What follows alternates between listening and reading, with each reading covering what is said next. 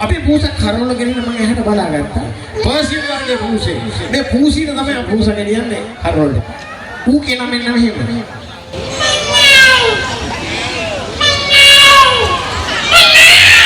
මගේ මුදුනේ ඉඳන් මගේ පවුලේ මට ගන්න දිනු කරවල කෑල්ල පූසි.